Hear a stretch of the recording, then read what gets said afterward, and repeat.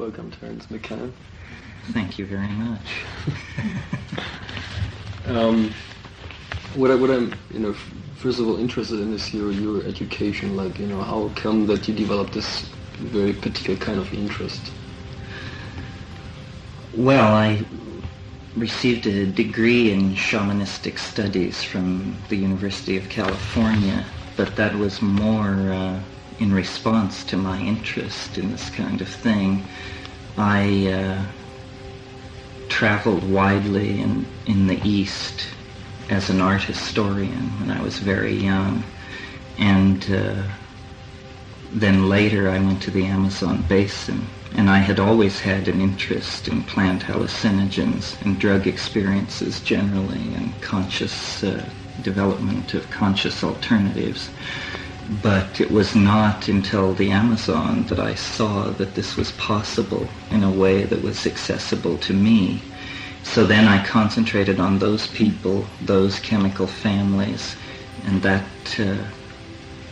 then became the compass for all the work that I've done since then. And I regard the degree more or less as a joke, because it was self-directed study. They don't really, there is no degree in shamanism.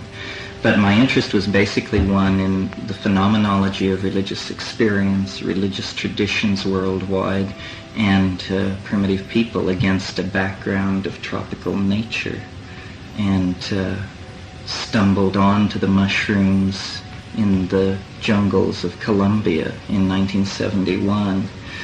And was not even particularly interested in mushrooms at the time. We were looking for a less well understood drug that is still not discussed much in the literature, that exists in a very circumscribed area among 3 Indian tribes.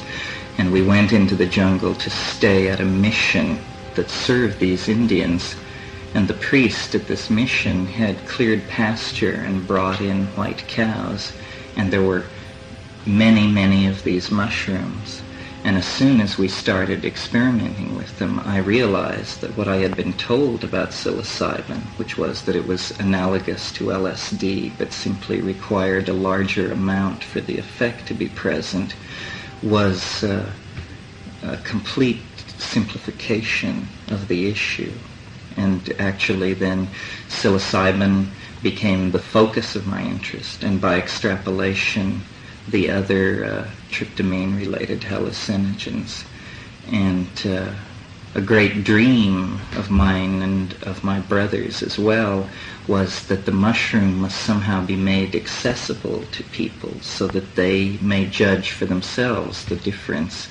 And we worked with this over a number of years, and in 1975 we succeeded in growing it by a method that had previously been used only in the laboratory on commercial grocery store mushrooms to study their genetics, but it turned out to be perfectly adapted for growing this mushroom. Within a matter of months, we had written Psilocybin, the Magic Mushroom Grower's Guide, and the information was moving out into society. But more important from our point of view was that the mushroom was again accessible to us, so that we had psilocybin in a form that was certified pure by Mother Nature.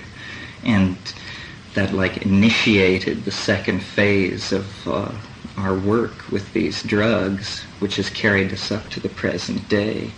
And it's basically a project of taking the drugs, calling attention to the differences, the uniqueness of the state, and trying to attract other people's attention to it, because we have a very deep intuition of its importance for the cultural predicament for mankind generally. And this is how we come to where we are today, basically.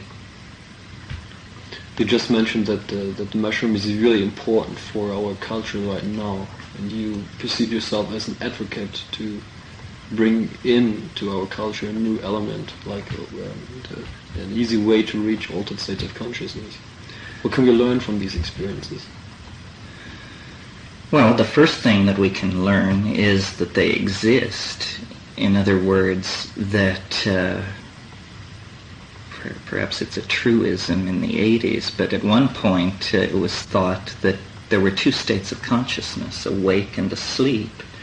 Now there is a gamut of these states, but I still don't believe that the people who deal with consciousness realize how mutable consciousness really is. There is a prejudice against the use of drugs because there is an inherent dualism built into Western thought, where people value the experience if it is endogenously produced through ordeal or personality or dieting, but is undervalued if it comes from drugs. This has, in my opinion, held back the Western development of understanding consciousness, because quite simply these states I do not believe are accessible by any means other than drugs. And this is heresy to a number of people, but the evidence that I lay in favor of that contention is the history of human art and literature and music and painting is surprisingly empty of the motifs which exist in the tryptamine-induced ecstasy. And always when I speak of hallucinogens, I'm speaking of this limited family of drugs, not LSD or ketamine or mescaline, but psilocybin and DMT and combinational drugs which utilize strategies for making that effect noticeable. And my career is to point at this place in nature which I've stumbled upon and to say, what is this? What do you make of this? What do you, the physicist, you, the psychologist, you, the after-death researcher, what do you make of this place? And even the most sophisticated consciousness researchers tend to hurry over drugs or to focus on one drug to the exclusion of others. And yet psilocybin has not received this kind of attention and treatment. And why that is, I'm not sure. I think that the element of terror involved in doing it, the fact that it does not bathe your ego in a cloud of certitude or assurance that everything is going to be fine. It is much more cut and dried than that, and it's a challenge. It is when you are out in the billows, as I call it, because it seems to come in waves like sets of billows.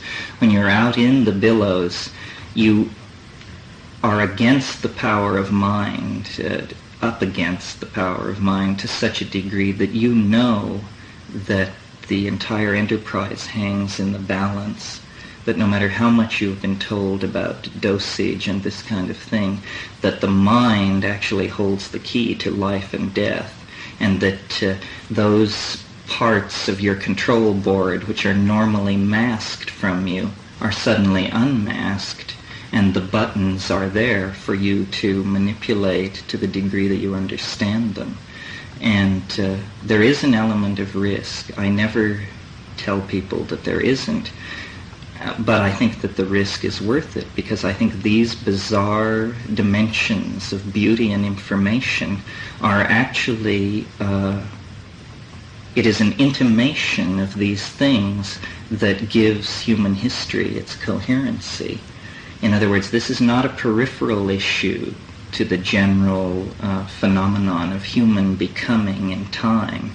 It is actually, because the evolution of the human species is the evolution of the human mind, these consciousness expanding agents actually anticipate an end state in the evolution of the human mind. And so they cast enormous reflections back over the historical landscape. It is they which generate religions and physics and messianic careers and outbreaks of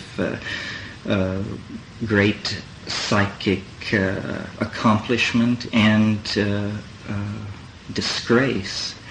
And until we understand this, until we understand that there is a teleological object at the end of human history and that it can be known, we will continue to live the kind of limited intellectual existence that has characterized the last 500 years or so of Western development. Psilocybin, tryptamine, is, in my opinion, the means to eliminating the future by becoming cognizant of the architecture of eternity, which is modulating time and causing history, essentially.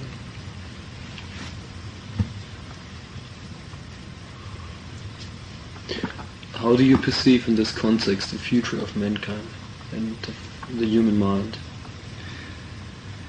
Well, I've said many times, the human history is a lunge across 15 or 20,000 years of time from the primitive stone-chipping primate to that creature which will walk into a transdimensional vehicle and leave the solar system and human history and the concerns of the human monkey far behind.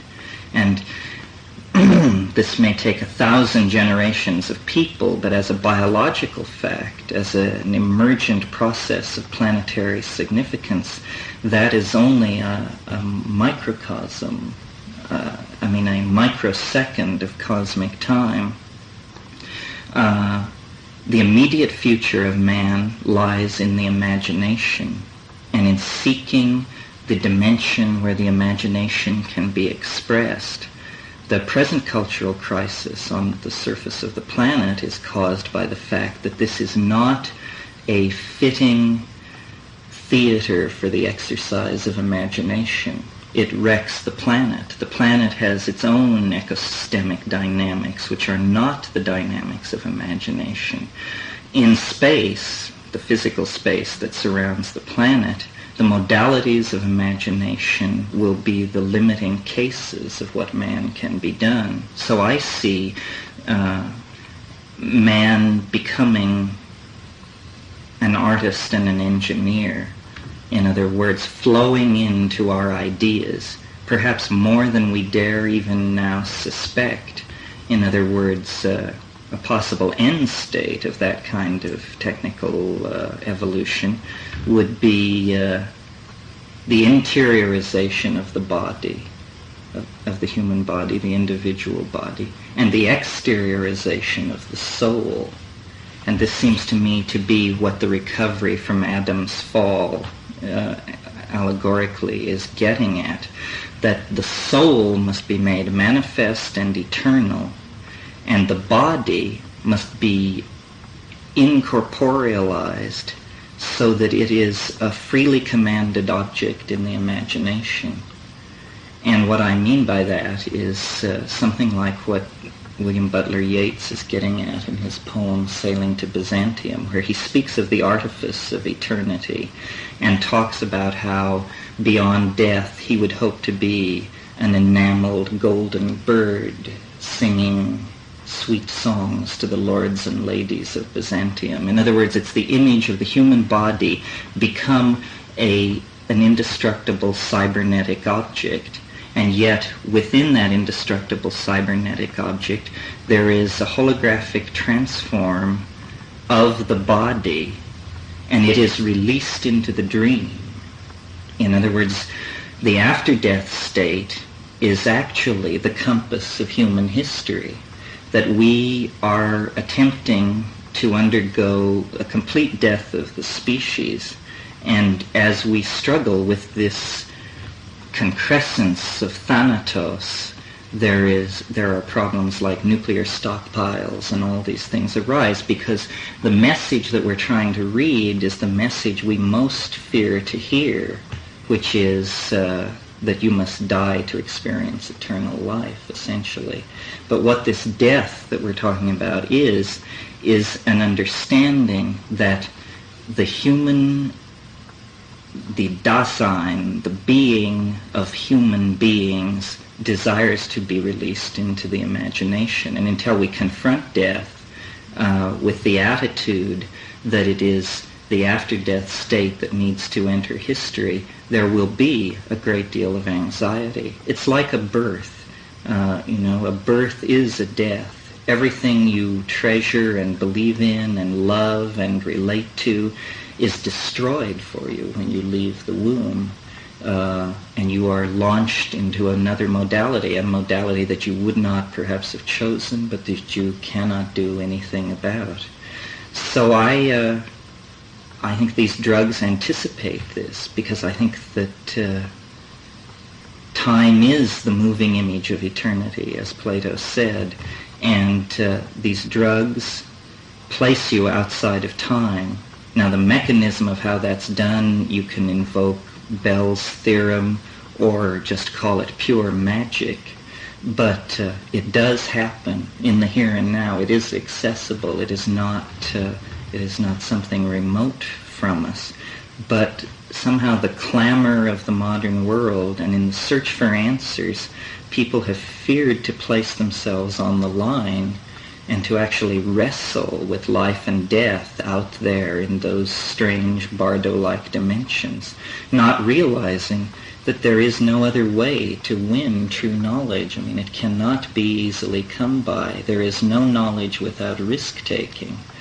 And I see the human future emerging along the lines that the mushroom visions have insisted upon. The proliferation of electronic media, the densification of information, the breaking down of consensus reality, the breakdown of a coherent dogma at the center of physics. All these things indicate that it is slowly becoming understood that the modality of being is the modality of mind. And once that realization is placed in the center of someone's thinking about the world, the importance of these drugs will be seen to be paramount. And once a culture places that understanding in the center of its model of the world, these drugs will then point the way, and we will be much closer to the end of history that I think we all desire, consciously or unconsciously. A cutting of the Gordian knot and a release of the human species and individual into the dream, basically. And primitive people, meaning pre-literate people, they just have circumvented the entire process of history. They have leapfrogged over us. They are already in the dream. They have accepted the drug on its own terms and assimilated it and live with it. The problem with that, for them and for us, is that we are destroying their world, and our intellectual equipment is such that we can never have that naive epistemological approach to these phenomena, because we know about techne. We know that energy can be manipulated to achieve effects, and so it isn't enough for us to try to recreate the shamanism of pre-literate people. We have to go into the shaman space with the a priori categories of Kant, with the eidetic reduction of Wittgenstein, with the ideas of Merleau-Ponty and Whitehead. All the intellectual equipage of our culture must be carried with us into that space to attempt to map it in a way that will be relevant for us and that will point the way toward a shortening of this period of shock and the accumulating shock wave. It's like the bow shock of ionized particles or energetic particles meeting the magnetic field of the planet. That's what the chaos at the end of history is. Were you just talking about the Bell theorem? No, I'm talking about a shock wave which precedes eschatology and is modern times, basically. I mean, it has been increasing throughout history, but as we grow closer to this moment where the human mind will evolve into hyperspace, the confusion, the amount of contradiction, the amount of, Q it's called in engineering, just the amount of vibration in the system is increasing to the point where it seems like the system is about to fly to pieces. This signals to me that the onset of the primal crisis, that when we have gone through it, we will then live in this realm of altered understanding that psilocybin and these drugs anticipate. And it isn't a coincidence that they anticipate them. It is, in fact, what eschatological time is what they reveal. That's why the cultures we find using them are eschatological and historical cultures. What is the Bell theorem you were talking about? Well, the Bell theorem is simply an interpretation of an experiment in quantum mechanics which seemed to suggest that information is non-local. In other words, that everything about everywhere can be known here and now, because somehow all information is cotangent to every point in the matrix. I don't pretend to have the background to judge the Bell theorem. What I would say about it is, if it isn't true, something like it must be true to account for the informational content of these drug experiences. If you just take a simple behaviorist model, what is in your head, if behaviorists and reductionist evolutionists are correct, what is in your head should be very adapted to the here and now. It should be efficacious information that bears on your survival.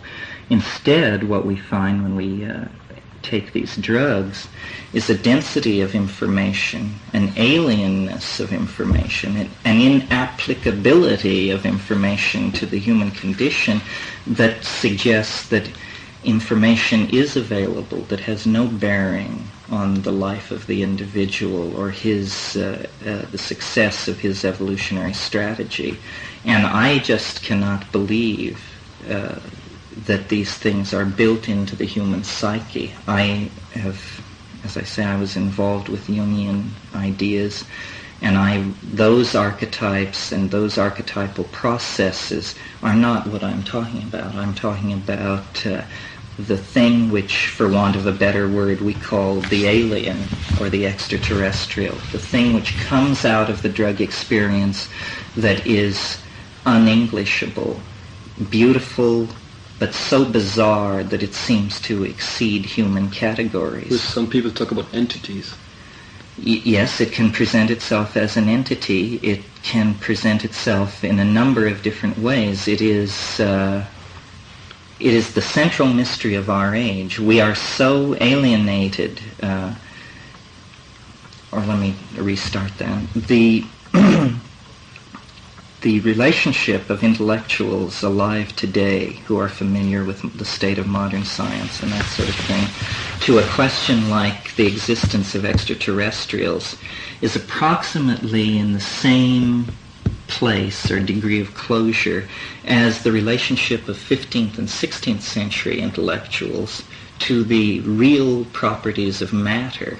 In other words, they had only a tenuous grip on the real properties of matter, and consequently alchemy could exist, could project the hopes of human psychic transformation onto inert matter, because so little was known about the real nature of matter that it seemed a reasonable place to expect these kinds of things to happen. The present state of thought today is that it's highly likely that there are extraterrestrials somewhere out among the stars. The state of the development of our chemistry, astrophysics, linguistics, etc., makes it reasonable for us as moderns to expect that. So then consequently we go into our heads, and there seems to be the extraterrestrial. It may be a true extraterrestrial, but it is odd that it has hidden itself in the place where we expected to find it. And this causes me to assume that actually it's something far more profound than an extraterrestrial. It's something which, to gain our confidence, is disguised as an extraterrestrial, because its real nature is so much more devastating than that is the way in which it insinuates itself into our lives, so that we can dream of a hegemony of organized intelligence out in the galaxy that we will relate to and be assimilated into. What I think is going on is that actually the most intelligent life form on the planet is not man and his institutions. It is the overmind of the human species, which is a diffuse organism of technical artifacts like computers and information transfer and retrieval systems, and human beings. But human institutions are like myths woven by the individual human cells that make up society. The real controlling modality on the planet is never visible, and it is this group mind, and it controls the release of ideas into history by designating certain people as geniuses, and if there's a certain kind of imbalance, a certain kind of religion will arise to collapse that imbalance. If technical advancement is outstripping the evolution of ethics, a religion can step in to freeze these developments so that one can catch up with the other. And I think the whole consciousness movement and that has evolved over the past 20 years is an attempt to map, to verify, and to open a dialogue with this thing, which is the other. We call it the other, we call it the alien, but it is actually the overmind of the species. And it seeks this dialogue. It has been waiting all these millennia for us to essentially come to a point of intellectual maturity where we did not then require messiahs, religions, and these various crude interventions into the human experience which keep us from destroying ourselves. This is also what Jung called the collective unconscious. Right, but he painted it as a very passive kind of thing, more like a data bank or a place where all myths and all memories were. I think of it as a God, a kind of God, and I think it is active in three-dimensional space. It can be active in something as personalistic and circumscribed as a string of coincidences which you experience, which seem to be turning your life in a certain direction that you may not have expected. Or it can be active in something like the worldwide phenomenon of flying saucers. Flying saucers are nothing more than miracles, and they occur essentially to bedevil science, because science is a human institution that has arisen in the last 500 years that dreams of displacing the overmind without ever realizing that it exists. Science dreams of this place of preeminence, but science creates alienation, species survival problems, all of these things. Now then, the overmind, which can be thought of simply like a cultural thermostat, it clicks on when the clash of contradiction between the ethics of a society and some other institution, in this case science, becomes too great. this governing device clicks on, and it begins producing those events most destructive to the institution that is seeking preeminence, in this case science. So the inexplicability of the flying saucer phenomenon is its central reason for being. And all the effort to reduce it to something, metal ships from far away or anything else, is doomed to failure, because its very reason for being is to undermine those kind of ontological systems. Why we're talking about this is because psilocybin inducts you into the flying saucer experience. In other words, a metaphor for it would be to say that psilocybin is a means of triggering the so-called abduction experience, or the close encounter of a third kind. Once you realize that, once you've satisfied yourself that that's true, a number of experimental avenues are opened up. A number of different approaches to what's going on are suggested.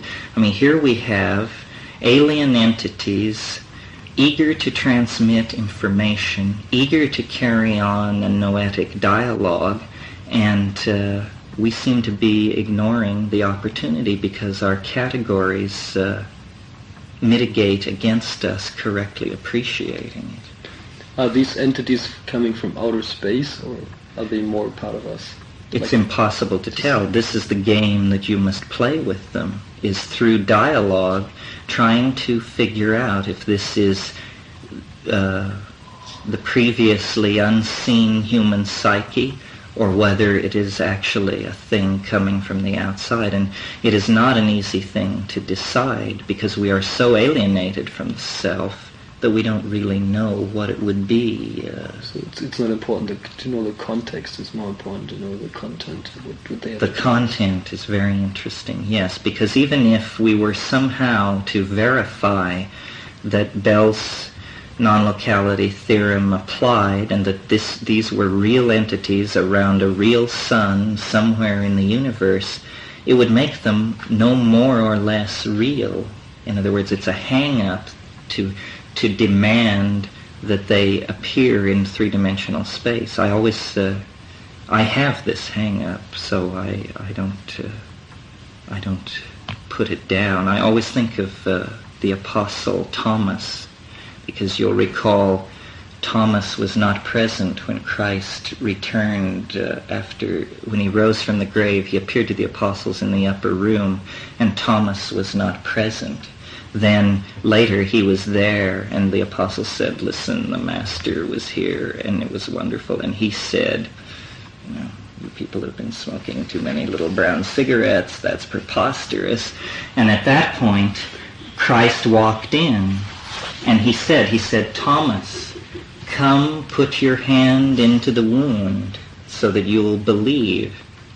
And so he did, and so then he believed. Well, the moral of the story, as I read it, is Thomas was the doubter. Consequently, Thomas was the only one who was allowed to actually touch the resurrection body. It was because he doubted that he was vouchsafed this position of preeminence. And I'm like that. I mean, I would like to touch the incorporeal body. I would like to call the saucer down and observe all of its workings. But this is a spiritual aspiration that cannot be advanced by any human technique or activity. This is just something you pray for. In the meantime, the job is to map it and describe it and explore it and try to direct the attention of other people more intelligent than myself to this astonishing fact, really. I mean, I'm troubled by the fact that so many strange claims are made today, so many forms of aliens and channeling and voices in the head, that when I began all this 10 years ago, I was afraid to speak because I sounded mad, even to myself, and I sounded like a voice in the wilderness. Today, the situation has changed to the point where I can barely make myself heard. amidst the clamor of people who have various entities from Atlantis and beyond the grave and Zeta Reticuli and what have you, clamoring to be heard. So I take it on faith, and I ask you to take it on faith, that I am somewhat more objective and somewhat more interested in hard facts than these other channelers. I would like people to take a look at this phenomenon and then tell me what they think. And it involves risk. People fear to do it. Careers are placed on the line. It is not easy to make a career out of taking a psychedelic drug. It is not a thing which mixes well with the politics of any institution, a university, a research institution, that kind of thing. Perhaps this is why shaman are the primary sources of information about it. Terry, are you a shaman? Are you an exploring shaman? I'm an exploring shaman. I wouldn't claim to be a shaman, but I think anybody who takes these things and goes out and tries to navigate through and make maps and bring back data is a shaman for sure. Do you want that everybody takes this drug, goes out and takes the drug? Or? No, I don't think so. I think it's very dangerous. I do not tell people that it's safe because I don't have the faith that it's safe. I know what the pharmacological literature says, and it says that it's safe, that at the doses where these effects occur, there can't possibly be a problem. But this seems to me to be the naivete of materialists, and we shouldn't be in a hurry to believe them, even though it might make us more comfortable to do so. In other words, it's saying, the drug may not be toxic, but you may be self-toxic, and you may discover this on the drug, in the drug experience. So you have to hone yourself and be clean, and you never know if you're clean enough until it's too late, because each journey into that dimension is a total existential commitment, and the element of fear is always there. I mentioned this morning, that I think the fear validates it. I think it's fine to take drugs for pleasure, but it should be labeled as taking drugs for pleasure. And the high doses of psilocybin that are necessary to elicit entry into these places, it requires, as it says in Hamlet, you must screw your courage to the sticking place. Terence, you mentioned earlier about mankind evolving towards a teleological goal. Would you comment on that? What is the goal?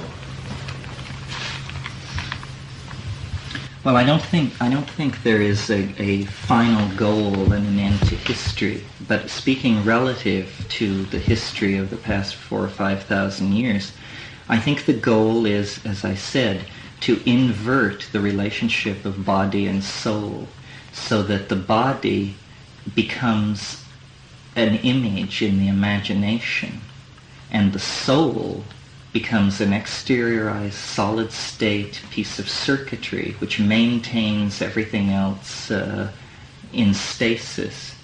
And I'm not sure if people even realize what I'm picture in my mind when I say this, but I think that the destiny of man and what man will make be his destiny, just because of how we are, is release into the imagination. And this is what all our after-death scenarios say, whether they are true or not, and they may be true. And this is what poetry aspires to, art aspires to. It's release into the imagination. We are creatures of the dream.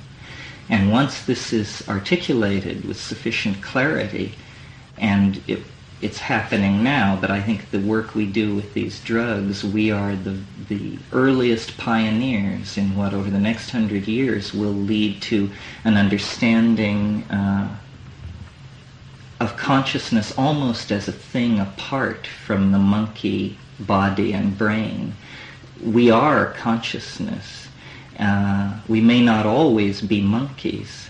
We fear the dehumanizing effect of so many computers and emotions, euphoric emotions not related to sex and all these things. We fear them. We say we are moving further and further from nature, deeper and deeper into our own psyche.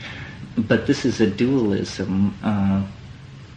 Our psyche is nature, and we cannot move away from nature by exploring these places. So I believe, that a technological recreation of the after-death state is what history pushes toward. And that means a kind of eternal existence where there is an ocean of mind into which one can dissolve and reform from, but there is also the self related to the body image, but in the imagination, so that we each would become, in a sense, everyone. I would live at Versailles, and you might live at the Taj Mahal, and someone else might live at Buckingham Palace. But what you would see, if there were an exterior observer, what you would see is only that man had become a coral reef of circuitry in space and on the planetary surface. But this is a very extreme view of the history of man, because it's essentially Gnostic. It says we are not now what we yearn to be and are destined to be. We are not. I don't see history as a process of accepting and coming to terms with monkeyhood. I see that it will inevitably seek to transform and transcend monkeyhood. And this will be very frightening. I mean, it's frightening. Imagine if even a 15th century person were to be in this room with us, and the value systems, the clash of assumptions about what is important and unimportant. And this will be a much more intense change. And whether it is good or bad rests on a question that I have no answer for. And the question is man good? And this, I maintain, is the central thing to dig at, and we cannot know, and there's evidence pro and con. I have the faith that man is good, so I don't fear this future. But if someone had a doubt, even a small doubt about that, then they would be repelled by this. And I take all these movements which want zero-sum growth and reject technology, reject space colonization, reject drug experimentation as artificial. These people would be very alarmed by this kind of a point of view, but they do not seem to realize that the momentum toward this kind of thing is now so great in terms of human culture and that sort of thing, that there can be no turning back. We are either going to change into this cybernetic, hyperdimensional, hallucinogenic angel, or we are going to destroy ourselves. The opportunity for us to be happy hunters and gatherers integrated into the balance of nature, that fell away 15,000 years ago and cannot be recaptured. I might just end by recalling a statement, I think Gerard O'Neill made it in answer to this very objection. He said, "The earth is the cradle of mankind. There is no question about that. But you do not remain in the cradle forever." And this is a birth crisis that we're going through. The entirety of human history has been the story of the monkey becoming the flying saucer. And it is taking just that long in geological time.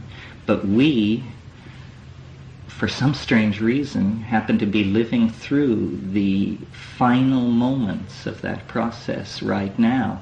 And it is a turbulent, chaotic, multidimensional metamorphosis that is, there's never been anything like it on this planet before. It's absolutely astonishing. Information which was locked for kiliocosms of time into the DNA of plants and animals has, through the hand and articulate voice of man, been able to bootstrap itself out of the DNA and into these culturally validated, rapidly operating electromagnetic codes and languages. And this is allowing its development, its evolution, to proceed at a rate so fast that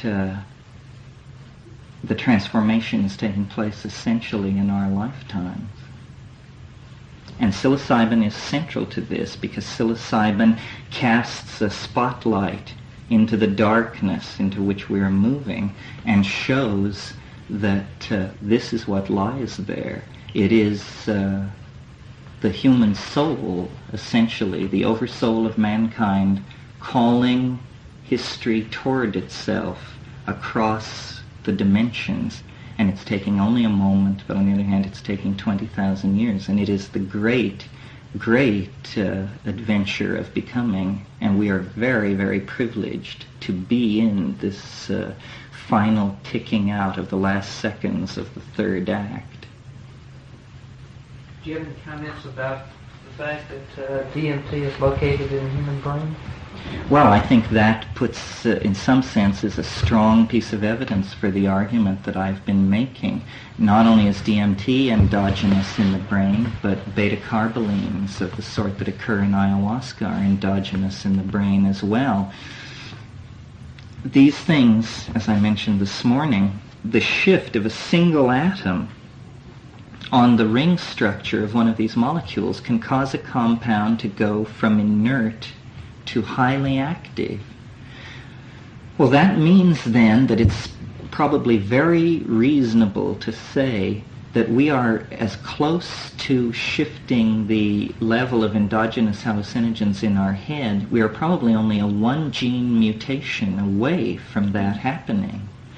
And if you know anything about how biological evolution works, it isn't that a change, a mutation occurs and the mutation is found to be better adapted than the previous form, and hence the mutation dominates. That is not the way evolution works. The way it works is you have the normal expression of the genotype in a population, and then you have mutations being thrown up all the time, and they are usually quenched, except in the situation where the environment shifts, so that new selective pressures are operating in the environment. When new selective pressures begin to operate, a gene that was previously without consequence may suddenly have immense consequences. So then every member of the population that you're looking at that has that gene suddenly is in a much more advantageous position to advance their evolutionary strategy. And I think that certainly modern existence has changed the selective pressures on the human genome. And now it is people who are far out, that's simply a gloss, it is the people who are far out who are gaining advantage in the evolutionary jostling for efficacious strategies.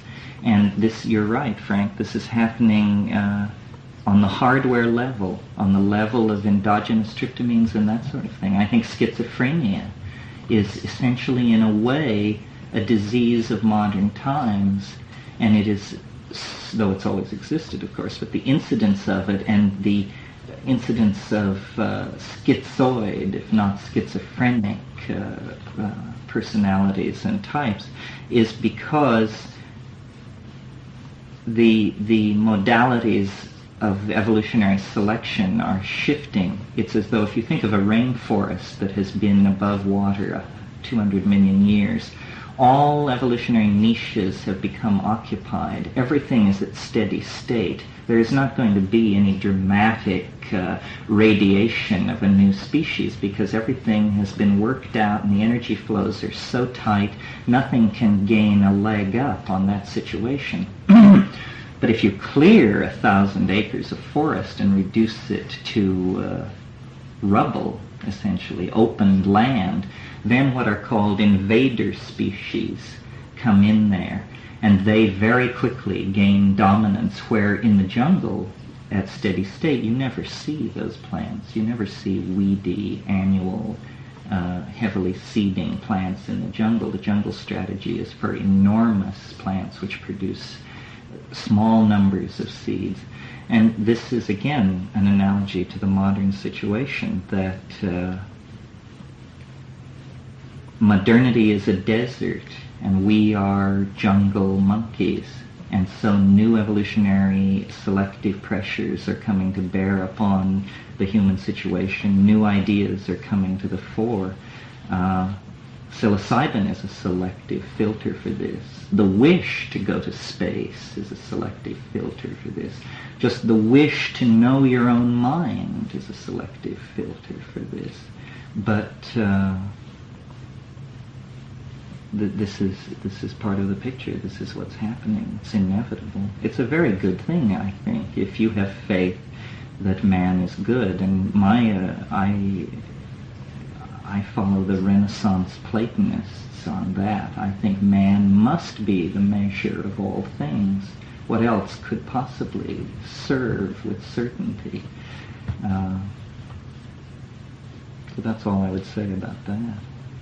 You stated earlier that psilocybin is coming from outer space, or that there's a possibility that this mushroom is...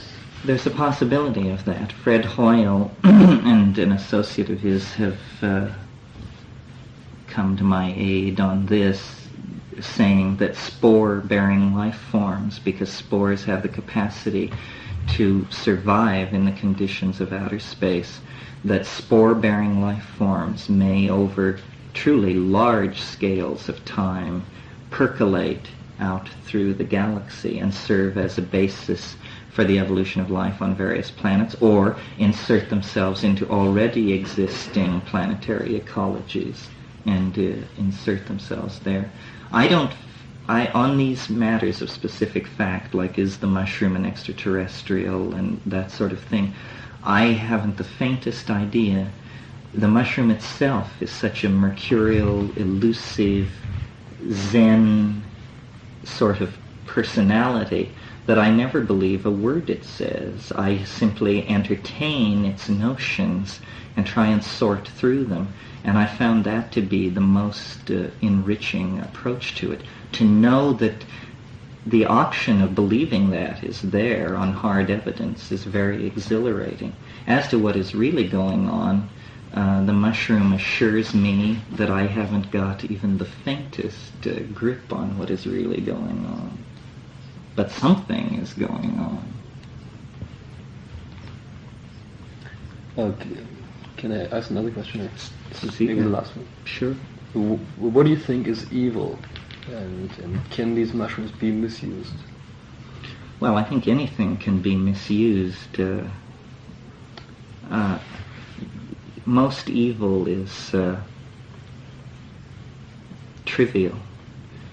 And if I could speak off the top of my head, the only evil that associates itself with mushrooms is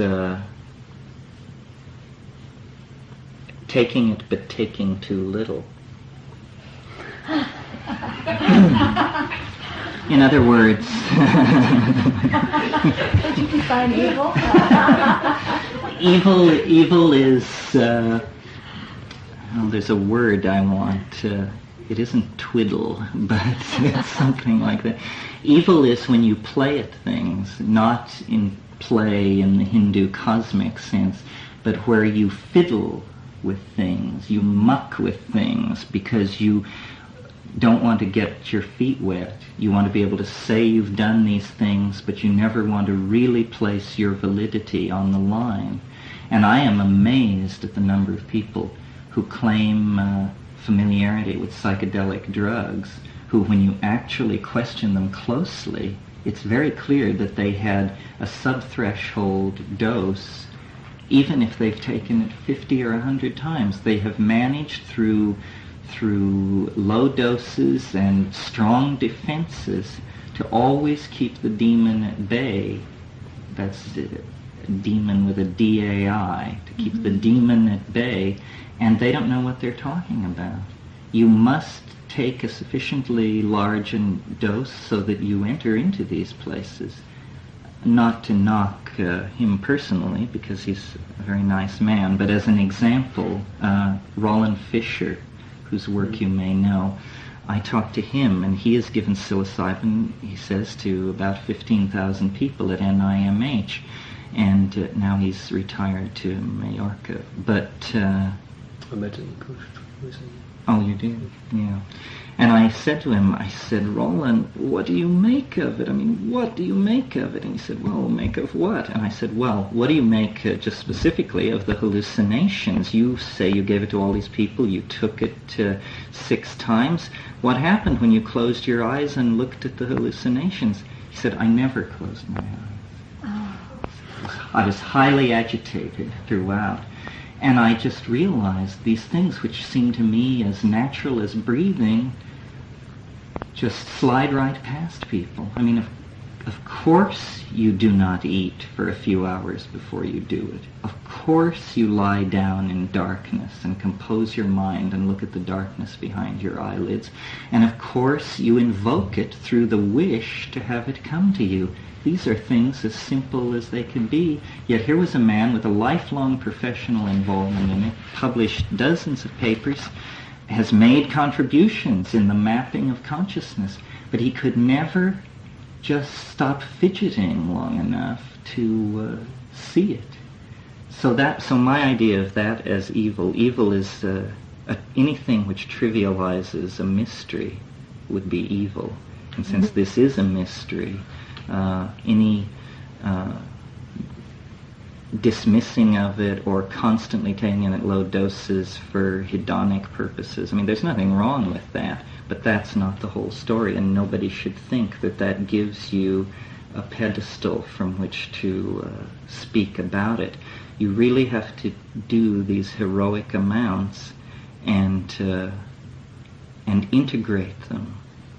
This is something I haven't even talked about in this interview, but these things are very state-bounded, a term which Roland Fisher, in fact, coined. That simply means that they're very hard to retain and remember what exactly happened at the peak of the flash, and you come down and you say, well, it was very strange, there was information, there were entities, but I just can't get back to it. The way to overcome that is to be as psychedelic in your down life as possible. And by psychedelic, I mean ideas, cognitive activities. You should dance, you should read, you should think, you should paint, you should sculpt, you should converse, you should constantly involve yourself in cognitive activities, because taking these drugs is one of the major cognitive activities. And then, if you have a grip on human history, where the human enterprise has been, where it's going, if you have been many places, it's easier to map. I'm reminded of, there's an alchemical aphorism, I think it's attributed to Athanasius Kirchner, where he says, the oldest books, the farthest countries, the deepest forests, the highest mountains. This is where you must seek the stone. And what he means is you must simply acquire experience, because it is only in the acquisition of acquired experiences that you have a reservoir to draw on when you seek to make metaphors and analogies about the alien thing. When you invoke the God, then you can map back onto it and say, well, it's like this, it's like that, knowing that it is not that or this, but the fund of analogies is there to give you a grip on it. So there's an obligation to experience deeply and richly and thoroughly and intellectually, I might add. And then you can map back onto it. But it's a dialogue between you and it, where you are discovering new things about yourself and it, and trying to resolve the question, are we the same thing? And I haven't resolved the question. My suspicions flow one way and then another way. But I think it is without a doubt a living mystery existing in the presence, available to anyone sincere enough to seek it. And for me, that was a life-transforming discovery and revelation, because I didn't believe there were any mysteries. I believe there may have been once, but to discover one right in our midst, and it cannot be reduced, it cannot be pulled apart into its constituent functions. It is truly a unitary mystery, and it's accessible in our lives right now, without kneeling at anybody's feet, without following any regimen of denial or the assimilation of any belief system. And this is very big news, I think. The mystery has always been there, I'm sure, but our society is so bizarre and has led us so far astray that we have to rediscover it. And this process is happening. This is what the 20th century is all about. And we are still tiptoeing at the edge of it, even though great men, great women, great mappers of consciousness have come and gone. We are still at the very infancy of this thing. And it calls out to us, it beckons, it says, do more, see more, know more, and be more a part of it. Well, during your talk, I thought about one experience Rita and I had in India when we were at the Elephantine caves. We were looking at the lingam, and when you would look out of the caves, you could see across the bay, you could see an atomic plant. And these two things just looked really identical. Well, the mushroom, could any symbol be more appropriate of the ambiguity of human transformation? What mushroom is it that grows at the end of history? Is it Stropharia cubensis, or is it the creation of Edward Teller? This is an unresolved problem.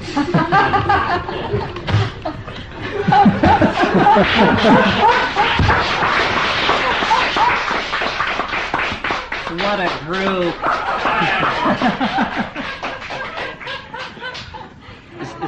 Is that good? Oh, that's perfect. Good.